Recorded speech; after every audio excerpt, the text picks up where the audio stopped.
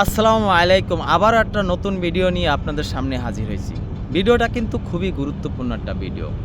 আমি আপনাদের সামনে প্রথমে ভিডিওটা শুরু করার আগে একটা কথা বলতে চাই। মির্জা ফখরুল সে কিন্তু একজন মুসলমান, কিন্তু কিছুদিন আগে সে একটা বিতর্কিত একটা বক্তব্যের জন্য কিন্তু অনেক পরিচিত অনেক মানুষের কাছে, এবং সে এই মানুষটা এমনিও একটা ল্যাংড়া মানুষ, কিন্তু সে শরিয়া আইনে বিশ্বাস করে না।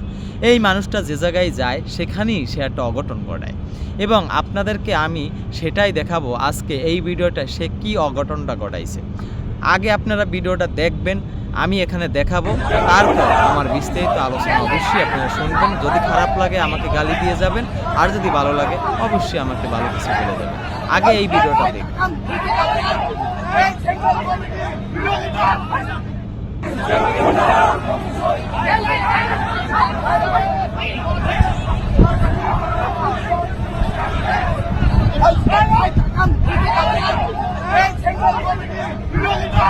এই মানুষটা যে জায়গায় যায়, এই মানুষটা যে জায়গায় গেছে সেখানে জিয়া উদ্যান, তার কর্মী দেখেন, সে কিন্তু একটা একটা দলের কিন্তু ভালো একটা পদে আছে উনি, এবং উনি কিন্তু তারেক জিয়া এবং স্বরাষ্ট্রমন্ত্রী এইসবের পরেই কিন্তু উনি কিন্তু তার মানে মহাসচিব কিন্তু উনি একজন।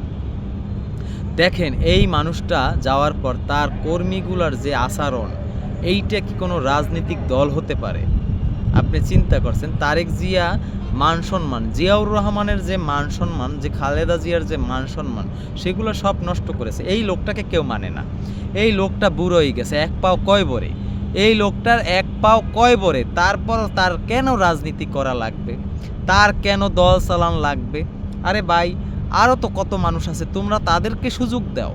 তোমার একটা কর্মীও তোমার এত মানতেছে না, তোমাকে হাঁটতে দিচ্ছে না, তুমি মোনাজাত করতে গেলে এ জায়গা ঠেলিয়ে ফালাই দিতে আসে, তুমি হাঁটতে গেলে তোমায় কর্মীর জেলায় তুমি হাঁটতে পারতেছো না, লাস্টে তুমি মানে জিত দেহাও, খিচ দেহাও।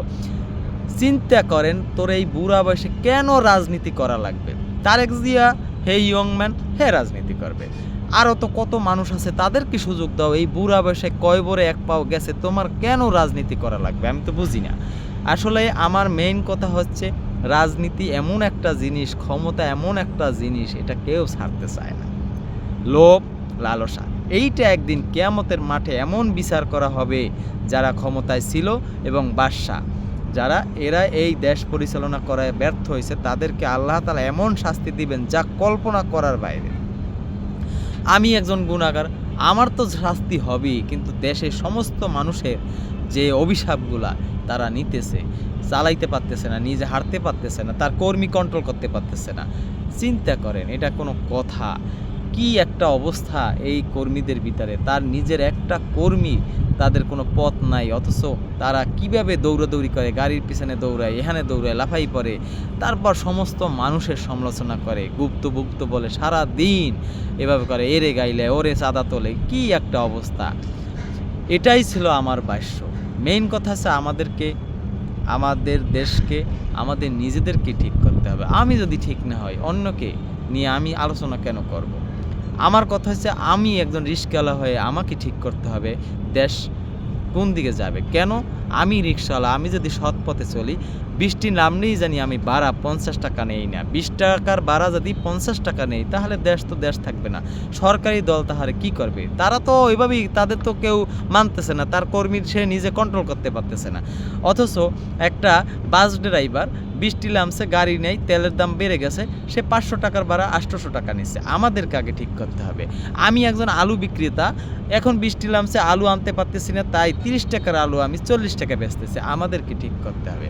আমরা যদি ঠিক না হই, তাহলে আমাদের দেশ কোনো দিনই ঠিক করা সম্ভব না। ভিডিওটা যদি ভালো লাগে অবশ্যই সাবস্ক্রাইব করে পাশে থাকবেন। আসসালামু আলাইকুম।